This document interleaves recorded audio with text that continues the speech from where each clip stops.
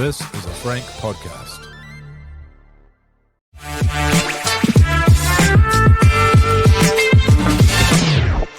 This Warriors Life Podcast 2026, episode 26, brought to you by Kingz Container Crew and PlaceMakers as always, and a special edition on this bye-week, Friday morning. Long-awaited guest and a very special one, Jason Paris, One New Zealand CEO. Thank you very much for joining us, Jason. Thanks for having me, Will.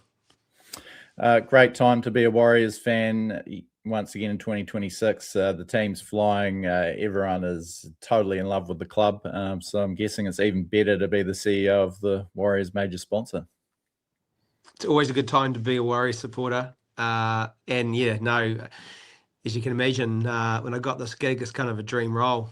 Way less than about the telco and way more about the team being involved and getting close to the action. So no, I love this team and have for a number of years. So it's pretty special and feels like this year's our year, Will. Yeah, that was going to be one of my later questions. Is it our year? You've already answered it. It is a bye week. I say that every year, though. By the way, mate. Okay. A few tough calls in another gutsy loss to Penrith on Sunday night. You didn't get an itchy Twitter finger sitting at home.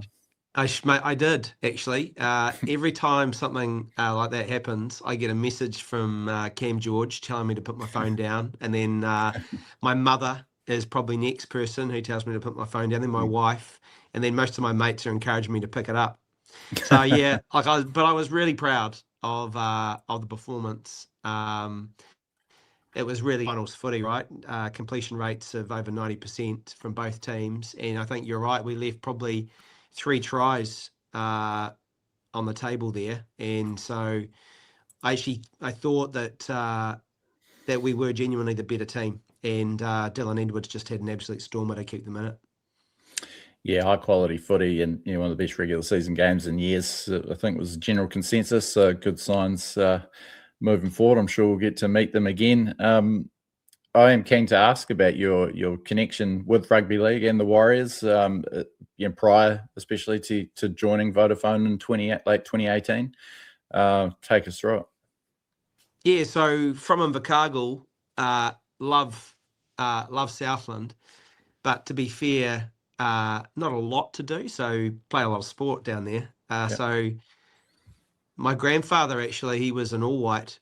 And he also played rugby, so he played football, soccer, and then he actually played against the British Lions for rugby as well. So I kind of followed in his footsteps. I used to play football on Saturday morning, rugby on Saturday afternoon, and rugby league on Sundays. And there were only 4 teams. I started playing rugby when I was 15, and there was only one grade, under 21 rugby league. So you can imagine what those 19 and 20-year-olds thought about a few 15-year-olds coming in and playing league for the first time. So I certainly grew up pretty quickly.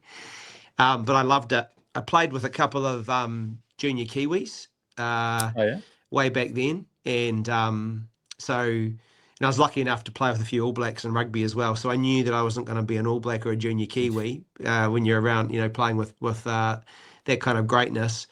But just love the game. And I think, over the last, 20 years, rugby league, I think, has surpassed rugby as a spectacle from a playing and from a viewership and supporters perspective. So, yeah, super stoked to be the CEO, super stoked to be the CEO of the sponsor of the One New Zealand Warriors.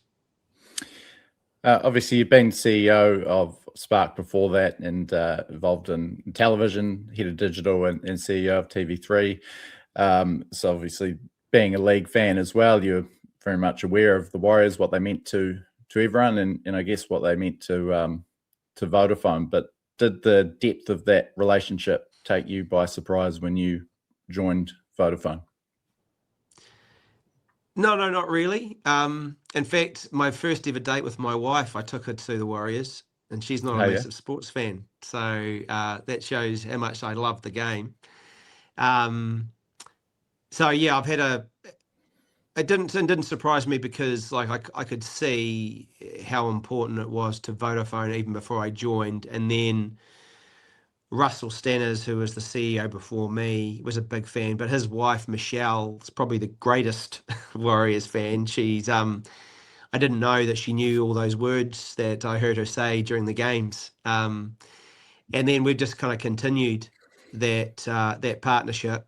I think if anything, it's ramped up. So as you know, and as most Warriors fans have seen, I'm pretty public in my support for the Warriors, and so I think that partnership has grown and deepened. And I think that's a lot to do with the Warriors as well, to be fair. Webby, Cam George, great leaders of that club, and who wouldn't want to be a part of it? The Penfolds Wines sponsorship of St George from 1977 to 95 was kind of the standard bearer for long-standing rugby league sponsorship. Vodafone and One New Zealand demolished that record. The company came in at a very low ebb for the club, late 1998, stuck by through the virtual collapse of the club at the end of 2000, and then we're at the forefront of the New Zealand Warriors becoming a force for the first time. Buying finals tickets. I'm not sure how much you can speak to it pre-2018, but what is it about this connection between a telco and a footy club that's run so deep, and sort of why the extreme commitment to it from your company's perspective? And has that sort of echoed down the years? I guess it's just a matter of picking up the baton when you became CEO and carrying on what was already there. I think it comes down to our connection with New Zealand. Aotearoa. I think we just love this country. We love the people of this country. We don't have a business if we don't have customers. The Warriors don't have a team if they don't have fans. And so when you think about the values of New Zealand, it's you stick by each other through thick and thin, good times and bad times. We're innovative. We have a crack. We dismiss dickheads pretty quickly. And I think that's the foundation of the partnership, is that I think I've said a couple of times, if my board allowed me, I would have signed a 50 or 100-year renewal, not just a 5-year renewal that we recently did, just because I love where this club is heading. I love that it represents the best of New Zealand, and who wouldn't want to be associated with it? And we hope One New Zealand does the same thing, represents the best of New Zealand at the same time. So it's a perfect partnership. And these are big commercial deals, as you said, Penfold Wines and now ours. And there's definitely a contract that is signed, but just to be clear, the contract gets put in the drawer, and then we don't even really refer to it. We just go, what's some cool stuff that we can do together to help support each other? And when your relationship is based on that kind of partnership, then you're always going to have some success. Speaking from our minor league experience with Kingz Container Crew as our chief sponsor, and we're in our 4th season with Kingz, which was a game changer for us. And it's become quite personal. It's not just about financial backing, and they genuinely like what we do. That's why they got involved, and we take a lot of pride in putting their logo on our podcast and naming the player ratings after them. By the way, Jason, if you've got any container packing and unpacking solutions, head to kingzcontainercrew.com, mate. Absolutely will. It seems a similar relationship, albeit on a far grander scale with huge stakes between One New Zealand and the Warriors. When with other NRL clubs, or sporting organisations, it can seem a bit more transactional. Is that the secret to it being such a long-lasting relationship, that sort of mutual respect, rather than we're your sponsors, so you've got to do this, and that's absolutely. All of us are focused on winning a premiership and doing everything we can for the club to win its first premiership, but then not just the first, the second, the third, the fourth, the fifth, and we know that takes a lot of people, not just the players on the field and the coaches that coach them to make that happen. So we genuinely feel part of the team. We would do anything we can to make the team and the club successful. And the reason that we do that is just because we're working with really good people. So Mark Robinson, it can't be understated what a massive difference his ownership and support of the club has made. He is just such a top guy, such a genuine guy, so generous, so supportive. And that flows through to Cam and Webby. And you know what it's like when you're surrounded by good people, it makes you a better person yourself, makes you a better company yourself. So that's what we've found. So yeah, we just love it.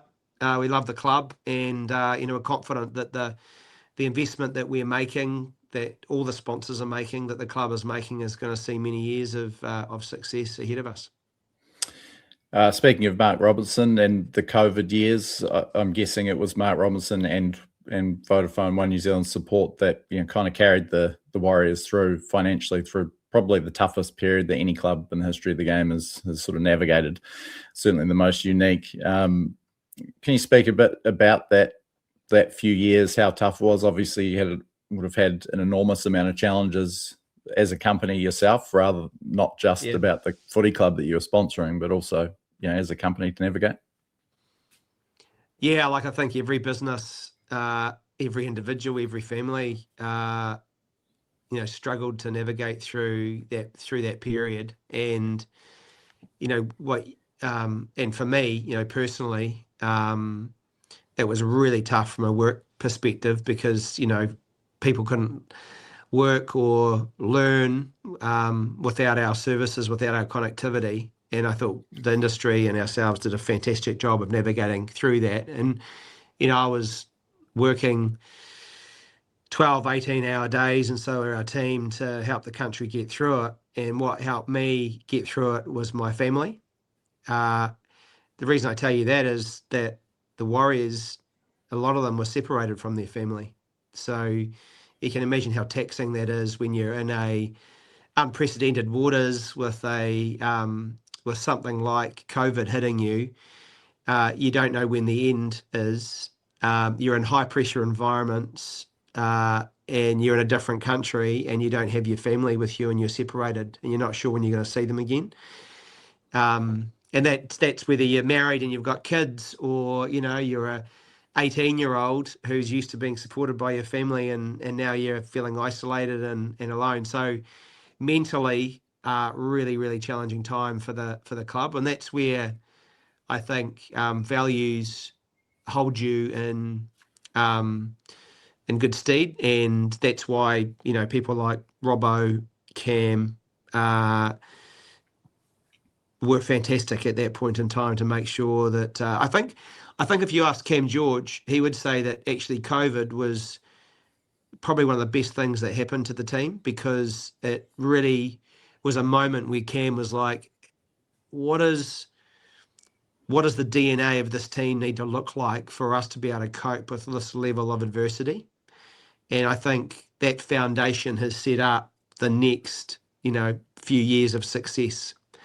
So I think he used that challenge as an opportunity, as Cam always does, and that set the foundation for many years of success here. Probably one of the more stressful parts, I guess, of that period was when Telstra threatened to enforce a game-wide telco exclusivity clause, which would have forced the Warriors to drop Vodafone. How close did that come to happening? And I guess, what was the aftermath of that? It almost seemed to highlight exactly what you were doing for the club that was under the most duress. Yeah, I think so the first starting point is you kind of get it, like Telstra spending a whole bunch of money to support the entire competition in Australia. And there's a brand called Vodafone that is in Australia. And it just so happens that Warriors were starting to get a lot of momentum. Everyone was talking about how important they were to the survival of the NRL and the sacrifices they were making, and Vodafone was on the front of the jersey. And I think it ended up just being quite a lower level people within Telstra who probably were looking too much at the contract and less about the game itself, if that makes sense. And so when that came out, the first thing that was amazing was the support of the other clubs. Because all of the clubs understand, and you do too with Kingz Container Crew, how important it is to have sponsors and partners that are backing you and allowing you to do what you need to do. So that was amazing. We got just every club came out and supported us. because of the tenure and the length of time that we had been sticking by the Warriors through thick and thin. And then, to be honest, what happened is I made a confidential call to the CEO of Telstra at the time and gave them a heads up that we were going to be rebranding from Vodafone to One New Zealand within the next 12 months. And so versus us having some kind of tense argument that I didn't think would be great for them or the game, let's just be pragmatic, and you can kind of, grin through your, grin and bear it for a bit, and know that it won't be pain for too long. And so that's what we agreed basically, and common sense prevailed. So that's how it played out in the end.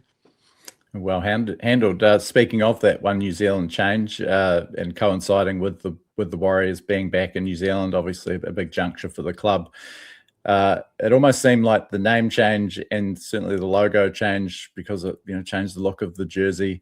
It almost seemed like a bigger deal, its impact on the Warriors and their fans, than it did the other ramifications of changing the name and logo of such a big company.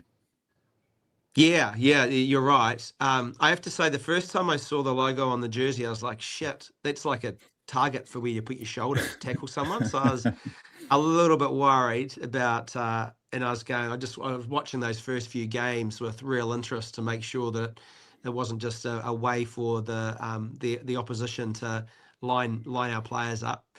But it's worked brilliantly. You're right. One New Zealand, we wanted to stand for the best of New Zealand. We want to be New Zealand's telco. So, when you think about who's New Zealand's airline, you think of Air New Zealand.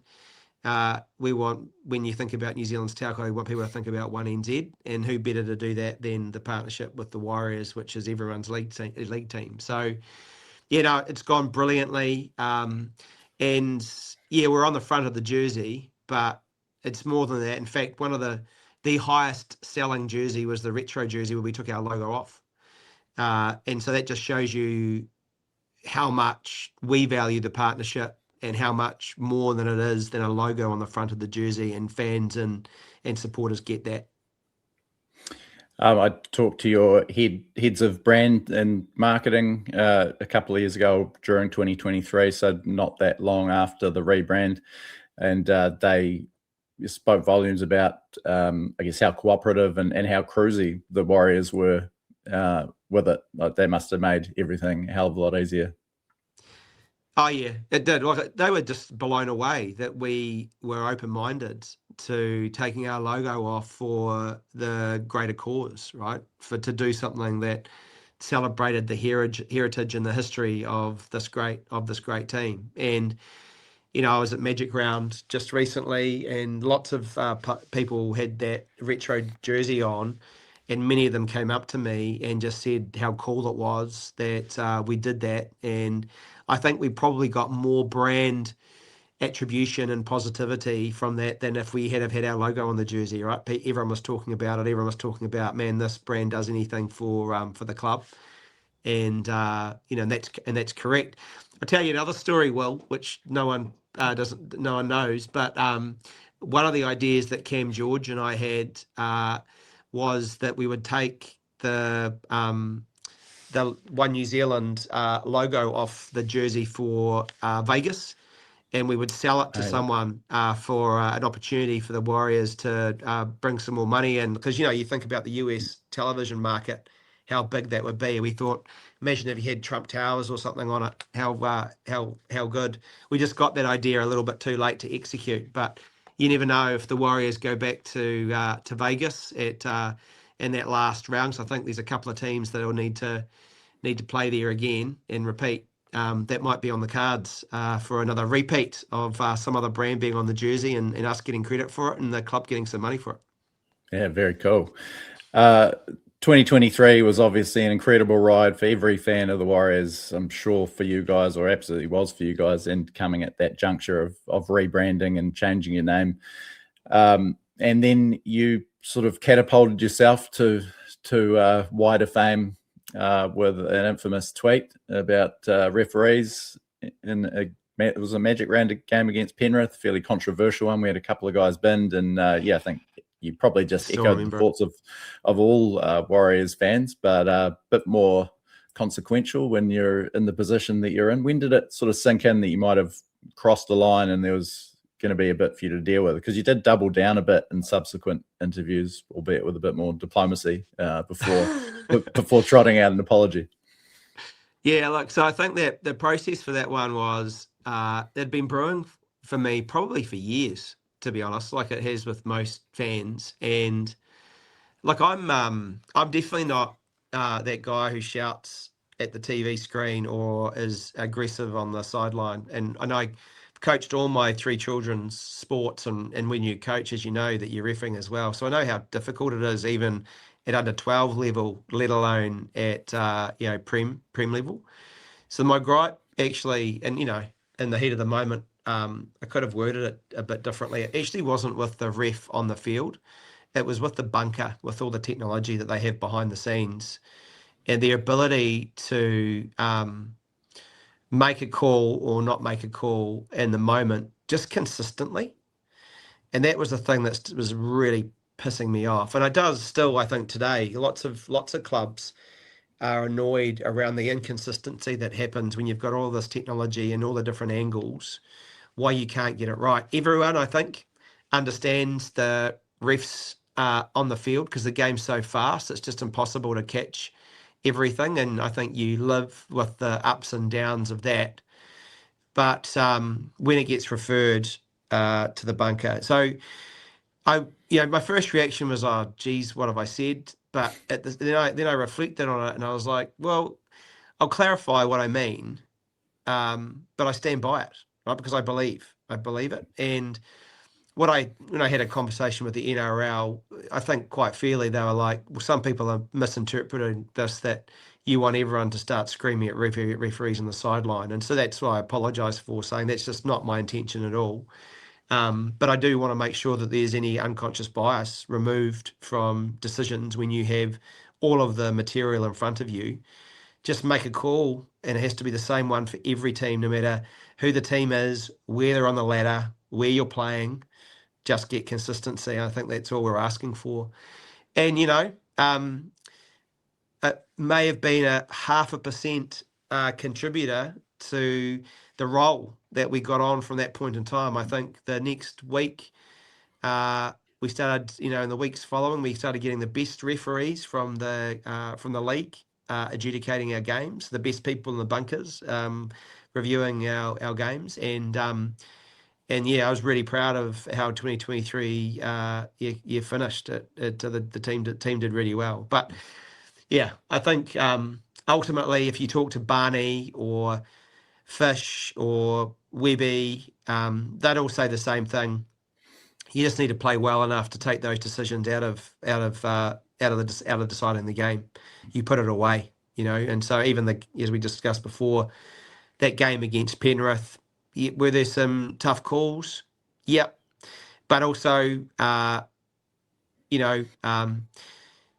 we probably had some draw, just catch and pass, draw your man tries that we could have got away. When Jacob got that break, probably should have had someone outside him that he could pass to when Dylan made that great tackle. So it wasn't those 50-50 calls that cost us at the end of the day. Yeah. How was it coping with that sort of inadvertent newfound fame? Your name is splashed across Fox Sports, and you're just becoming thousands, hundreds of thousands of people are aware of you suddenly, where they would have had no idea who you were. Well, it's about time NRL 360 talked about the Warriors for a change, right? It's like even now, like we're second in the comp, and we're still not getting a lot. They're still talking about the Roosters and the Bulldogs and the Broncos, and so it's nice to get a bit of support and a bit of airtime for the Warriors. I haven't had to buy a beer probably when I'm at a Warriors supporters pub since then. So that's been nice. So the support from the fans was amazing. But like, it was really important that I clarified the intent behind it, which is about consistency for my team. No bias, and definitely not criticising the refs for the hard job that they've got on the field. That year was incredible, and obviously One New Zealand was just so involved and ramped up. All your activations, the tattoo booth, and all kinds of stuff. The One New Zealand zone, the bar that you've got down on the try line there in the corner, and your staff actually seemed to love the club, even if they weren't necessarily league followers or Warriors fans before. Is that an important aspect, I guess, of working at One New Zealand? Oh, absolutely. So as you know, everyone's welcome to join the bandwagon, and lots of people joined in 2023 and have stuck with it. So yeah, we've continued to invest in the partnership and activating with the Warriors to make the fan experience brilliant. I just love when you go to Go Media. If you look at the South Stand, how affordable it is to take a family of 4 or 5 there. There's normally a curtain raiser with the cup team. They've got lots of things for the kids and the family to do. Music's brilliant. The pre-match, the halftime entertainment's great. The post-match song. So you could be there for 4 or 5 hours. And for a family of 5, geez, that's fantastic value. And we want to add to that and add to that experience. So we invest in it. You have to say at the same time, though, I think the success of league is also due to the NRL. I think they've done a fantastic job of packaging up the game, but also adjusting the rules to make it far more entertaining. Even just testing and trialing things, whether it's the 2 refs that they went away from, or the 6 agains, or extending the bench this year, the dropouts. So all of those things, they're so much more advanced than I'd say any other sport, definitely union, and I think that's contributed to the momentum that the game has got in Australasia, because you can take anyone along to a game of league now and they're going to enjoy the experience end to end, but they're also going to be able to understand the game. They get 6 goes, we get 6 goes. They get 6 goes, we get 6 goes. Like, it's pretty simple. How much do you and Cameron George sort of use each other as sounding boards, being CEOs of fairly important organisations? And obviously the Warriors have kicked so many goals off the field. How much is that, I guess, partly the influence of being able to lean on you guys and your expertise? Like, he's a best mate of mine, like Cam. So I get advice from him on work stuff and have a chat to him about personal stuff at the same time. So I think he's a great New Zealander, even though he's from Aussie, and he's just a great businessman. So yeah, I really value his advice. So we would either talk or at least be texting weekly, and even kind of in the off season, catching up. I just love his company, love his view on the world, love his view on business, love his view on high performance, love his view on family. So yeah, we're great mates, and yeah, it's a really important partnership. And I'm sure, well, I know when he eventually leaves, or I eventually leave here, that we'll continue to be mates past outside of this partnership as well, which is cool. Awesome. The naming rights for Takaha Stadium down here in Canterbury, obviously another massive move for One New Zealand. I guess what was behind the decision to be the sponsor of a stadium, which is probably only going to get 1 or 2 league games a year for now. Rugby, the new home of rugby union in a rugby union mad region. What was the, I guess, motivation to put your big logo on our flash new stadium? Yeah, well, you need to help spread the word that it needs to be called One New Zealand Stadium from now on, if we can try and get away from Takaha. It's a commercial decision, but it's also something I wanted to do for the South Island and for Canterbury, because the people of your province have been through a lot, so earthquakes, shooting, COVID, most people you don't want to have kind of one traumatic event, let alone three. That over that period of time. That's point one. Two, commercially, we're historically stronger in the North Island, in Auckland and Wellington. And Spark, or Telecom as it was previously known, has been historically stronger in the South Island. And we wanted New Zealand to know that we're New Zealand's telco, not just the North Island's telco, that we've invested dramatically in our network. I think 4 years we've been awarded independently the best network in the country. Then you add, that's just 4G, 5G, then you add satellite on top of that. But if you've been on Spark forever, you don't know it, right? Because you're still on that network. And so we wanted to put a stake in the ground that you should be considering us, because we're contributing more than any of the other telcos in your region, in an area that you really care about. It's a 10-year deal. So it's not just this kind of sugar hit that we're in and out. We're here for the long haul. And again, a bit like I said before with Cam, Caroline, the leader of Venues Otatahi, she's a great leader. The project on time, on budget. You don't hear a bad word said about it. And so, yeah, just so delighted to be a part of it. I was down there for the opening. I'll be down there for the Cowboys game, and Cam loves it too. Like, if you get behind the scenes, the playing facilities, the warm-up facilities, the recovery facilities, absolutely incredible. So I think the players will enjoy it. It's covered, so no excuses for wind or rain for performance. So yeah, for all of those things, we thought it was fantastic. And I see the Blues Crusaders game on Saturday afternoon. I think the remaining tickets sold out in under an hour. So good to see the people of Canterbury getting in behind it. Yeah, certainly an amazing facility. Can't wait to get in there for the first time for this Cowboys game coming up. It's a 10-year deal, so there is the very real prospect that One New Zealand Stadium could be the home to a Canterbury-based NRL team. Peter Volandi's making a few noises again yesterday about that. They need a 20th team. South Island's very much in the mix. So I guess I'd be interested on your thoughts and I guess One New Zealand's kind of view on it. The Warriors have been fairly vocal about pumping the brakes on a second New Zealand team in the short term. Where do you stand on it?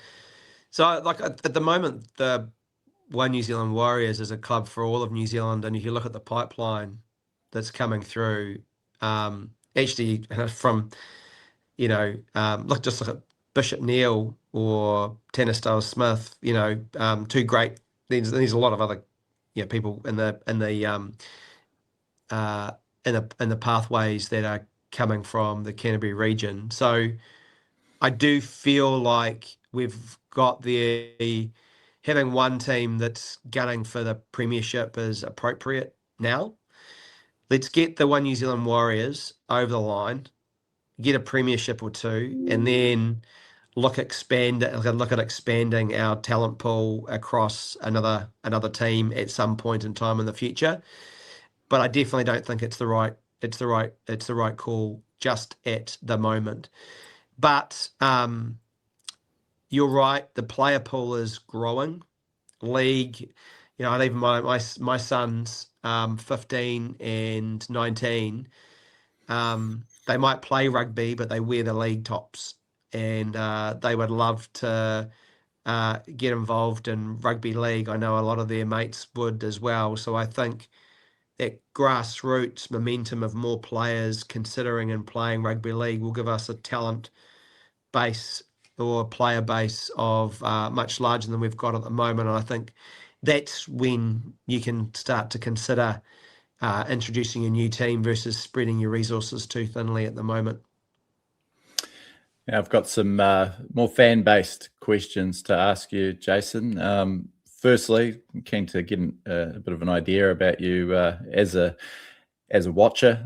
On a scale of cool as a cucumber to Mike Hosking, what is Jason Paris like as a fan watching the game at home when there's no one around to see you?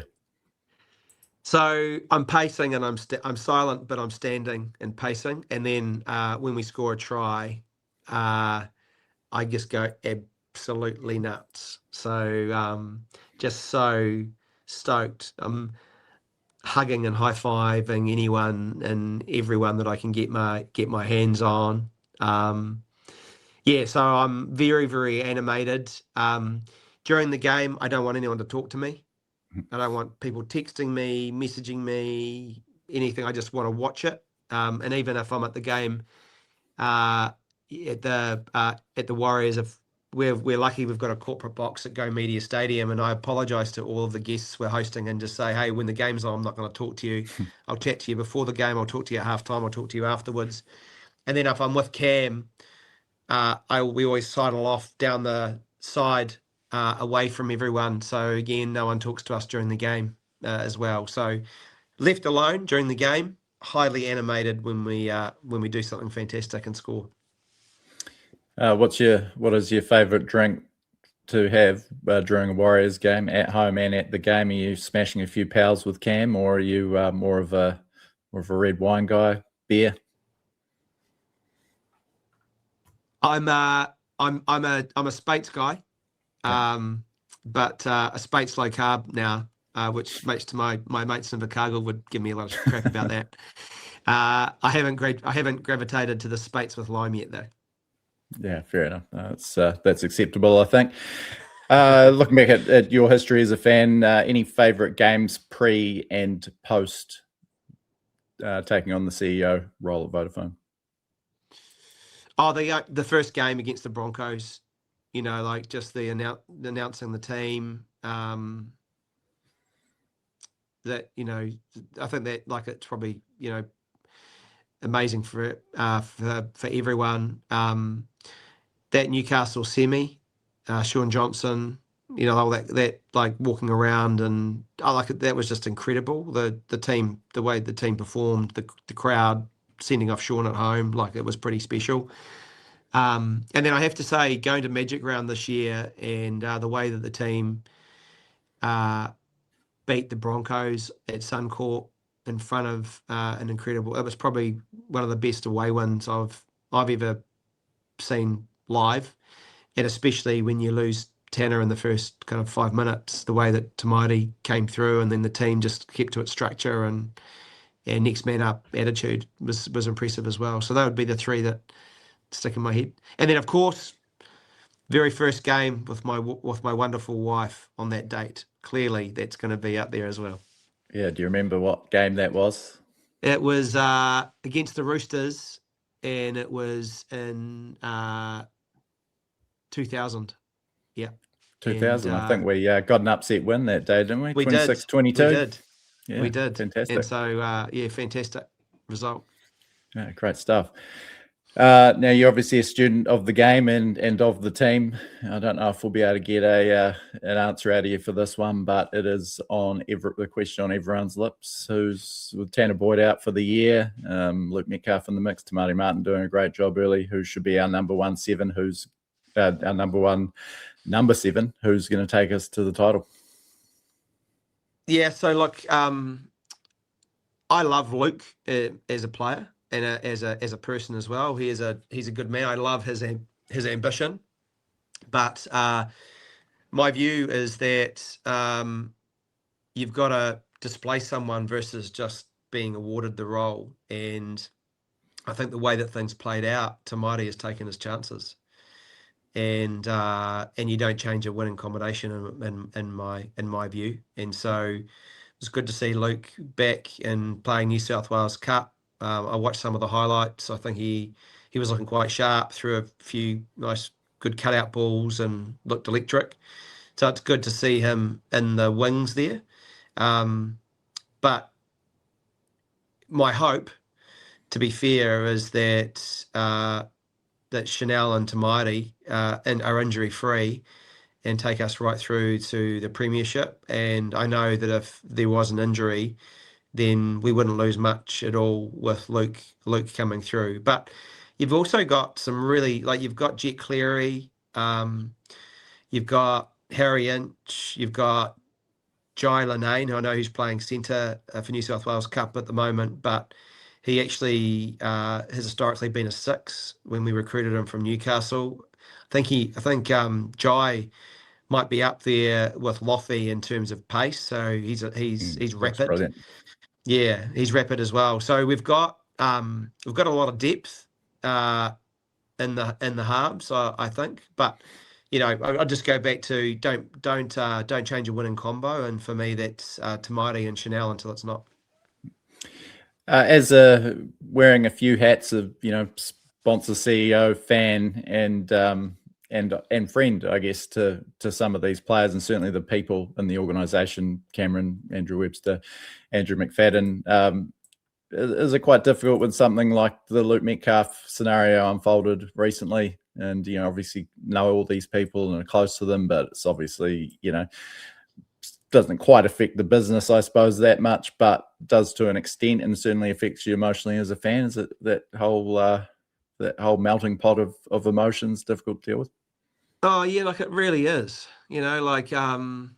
I came back from Australia just recently. I was on the same plane as Bunty Afoa, who I really like, and we had a yarn as we were going through passport control. He's a great man, and so you do create friendships with the players and the coaching staff, but at the same time, everyone knows that it's a business. It's a high performance business, and that the Warriors have to make the right call for them to win premierships, and the players have to make the right call for them and their family, because you're only playing for a short period of time.